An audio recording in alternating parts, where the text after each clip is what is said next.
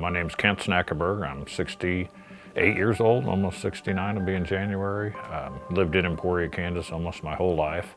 This is actually worked at Navrat's this is the 50th year, Navrat Office Products. And 10 years ago, I started an organization called Team Schnak Cycling, which has turned into Team Schnak, and it's to help kids and families that live with type 1 diabetes. My niece, Michelle, lives with type 1 diabetes, and it's grown into be a big part of my life. Most people know you from, a lot of people in town know you from Team Schnak. Yeah, it's with the truck and everything, it's kind of easy. You know, earlier this year, it was in August, I had my yearly physical here at Newman with Dr. Ryan Lasota, and I asked him about doing a stress test because my father had a history of heart issues and passed away from a heart attack actually. And he said we could probably do that, and I told him the only thing I'd had was at the top of some steep stairs. I was noticing a shortness of breath, which was kind of unusual for me. But I told him I'd like to delay the stress test for 3 weeks because I had one of our national bike rides for the Juvenile Diabetes Research Foundation up in La Crosse, Wisconsin. And he said, sure, that's not a problem. And I went up there and I actually rode 50 miles that day and felt great and got back. And when this whole thing started with Newman's, and that's kind of the background. So what were some of your symptoms? Like you said you felt, when you went to the top of the stairs, you were out of breath, but were there other things? That was about it. Because I feel out of breath sometimes when I go to the top and of the stairs. again, I'm 68 years old, so that's not that unusual, but it was something I'd felt that I had never felt before. Okay. And that's why I was glad that he went ahead and scheduled the stress test. Okay. And you ride a lot of miles on your bike a year. I mean, so you're in good shape for 68 years old. How many miles would you say you ride a year on your bike? You know, it's hard to say, but it's several hundred. And I try to keep in pretty good shape and try to eat decent. You don't do everything perfect like most people, but I felt like this was something I wanted to check out though. And I'm glad I went through with the stress test. Yeah, you were smart to like listen to your body and say, this doesn't feel quite right. Sure. I want to have someone look at it. Yeah, so I went into the nuclear medicine here at Newman and had my stress test was like at 7:30, 8 o'clock in the morning, I believe. And I knew the girls in there and I thought this was just going to be a breeze. We're just going to walk through this. And they hooked me up and shot the stuff in me and had me sit there for a while, took a bunch of pictures, and then when I got ready to get on the treadmill, I guess they put some different monitors on me, and one of the ladies in there said, do you know you're an AFIB? And I said, to be honest with you, I don't know what AFIB is other than the fact that I've heard it on TV. And she said, well, you're in AFIB. So it was a little while into the stress test. They had me get on the treadmill for not very long, and they had me sit down, and they said, we're going to send these pictures up to Dr. Lloyd. He's in today.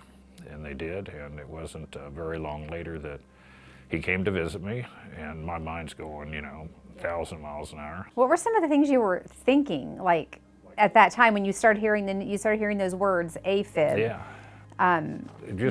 Why me, and how could this happen? I take care of myself, and your mind does, you get scared right away, but these girls made me feel very comfortable.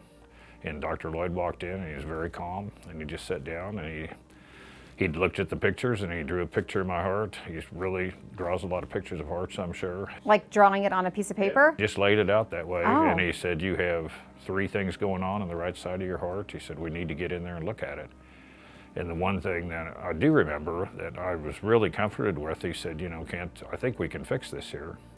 But if we can't, we're going to send you somewhere. You just kind of need to be thinking a little bit, which at that point, I had no idea where I would go, but I knew they would direct me in the right direction. And my wife was in Kansas City, Natalie, and she was babysitting our grandkids. And he said, you probably ought to give her a call, which made sense at that point. And it was just, we're going to get you in a room and we're going to get you up there as soon as we can. And this was like, I think he said we're going to try to have you in there by 2 o'clock. So this is the same day that you had your stress test, like it was all happening. Yeah, within a matter of hours. Quickly. And the one thing, this is my mind working again. I said, well, if it's going to be till 2 o'clock, do you mind if I run back down to work and do some emails? Right. And he looked at me like I was crazy, which I'm sure it sounded crazy. And he said, young man, you're not going anywhere. And I think he even told one of the nurses, just watch this guy for a little bit. And then he just laughed. And so they set me in an area, and I just waited, and before long they put me in a room, and the nurse came in there and started giving me a gown that I think I was 4 years old when I had my tonsils out the last time I was in a hospital. So oh, wow. everything's going pretty fast at this point. How did it feel going from, just going that quickly through all those stages up to the stage of, having the catheterization that day? Yeah, I mean, looking back on it, it just seems like it was just so well coordinated. Okay. The way it was laid out, and I did, at that point, I didn't really know exactly how to feel, but I felt like I was very glad I was in the care I was in. And when they came and got me and took me up to the cath lab, and the anesthesiologist did a great job. Everybody, they have a great cath team. There were so many people in the room, but everybody had a job, and they made, they talked to me. They give you enough stuff to where you're still awake and can kind of see what's going on. But I just felt like I couldn't really tell, but I knew that they were doing something, and woke up, and he came in and he said, we put 3 stents in, but you're doing great. Your heart's working pretty good other than that. And at that point I was still in AFib, but I just took me back to the room, and probably the one thing that was a little more uncomfortable for me was spending a night in a hospital when you're hooked up to a lot of things, which you don't sleep very much, but they were still in there checking on me all the time. Yeah. And the whole time I just felt that they had a great care, and I just thought, I'm so glad I could stay here and do this here in Emporia so my family and friends could be here and not being in a, there's nothing wrong with other hospitals in bigger cities, but they did a great job, and I'm very, very happy I was here. If you had to choose like 3 words to describe how your experience was at Newman Regional Health. Yeah, confident but comfortable. I was confident in my care and very comfortable with how people treated me. Okay. And since then, now I'm doing cardiac rehab, and so you go from the nuclear medicine for the stress test to the cath team to the cardiac rehab, and it's just been seamless, and they communicate still with each other all the time. The girls in cardiac rehab, it's fun to go there. Yeah. I know it's important, but it's fun. You're with other people that are going through the same thing, and feel like you're helping them in some way by being there. And it's kind of you've told me before, it's kind of a little coffee group. You almost feel like it's kind of a coffee group. But they never offered us coffee. Other than that, it's great. I mean, no, it just, you actually have fun in there. It's important, but I feel like maybe I can encourage some of the others, because they ask me about how did you ride your bike so far and how do you do that, and they're just, everybody's got a different story, but everybody also is in there for the same reason, to get better. It's awesome to see that you were able to go from, diagnosing the problem clear through your post-procedure care, and all of it happening right here, easy for you to get to, seamless. Right. How has that impacted your life, just having it all here and easy and taken care of? It's made my life easier. There's nothing easy about going through what I did, and that's why it's nice to have people here that care enough about you, and they have the quality of work that they have to get you to this point. And now a lot of it going forward is going to be up to me, but they'll still be there with me every time, with checkups, and I feel comfortable going forward. They'll give me the best advice. I mean, obviously you had a choice. You could have said, I'm going to go somewhere else to have this done. What made you decide? What gave you the confidence that this is where I need to be? This is the best place for me? Just with the people I was with at that moment.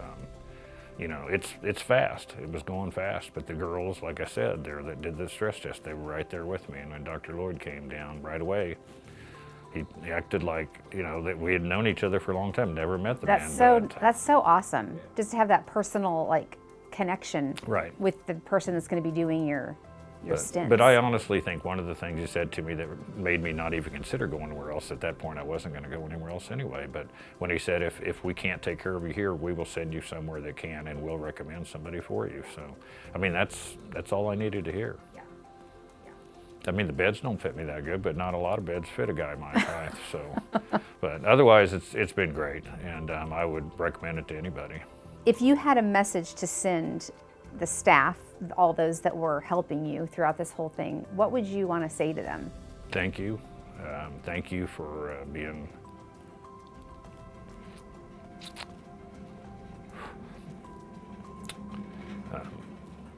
Thank you for helping give me a second chance. It can be kind of tough, so you need people behind you. And I feel really glad that I'm here. I mean, I'm sure going through that, you probably had thoughts of, Well, I do a lot of work with the type 1 diabetes community, and that's what so many of the messages that I got from people around the country were just that, like, you know, God wasn't done with you yet. So, sorry, that, you know, living with type 1 diabetes it's really hard for these families. And I don't want to, I just don't want to quit on them. So just want to keep going. That's right. Well, and having this procedure has given you another... Give me another opportunity. Another opportunity. Yeah. I got several more rides with me left in me, so. When is your next ride? Death Valley, California in mid-January. How many miles is that going to be? Oh, you know, I just actually did one in Florida last week, and I ended up riding 40 miles. And the only reason I quit then because I didn't want Dr. Lloyd or my wife to be mad at me. So are you feeling good Feeling great. today? Yeah, I'm feeling really good. Do you feel like back to your old self, or you feel like you've still got a little ways to go? I feel great. I feel great. There's always room to improve, but I just told Dr. Lloyd, I said, we'll make a deal. Just give me another good 25 years. We'll call it good. So we're 3 or 4 months into that 25 years, so just go from there.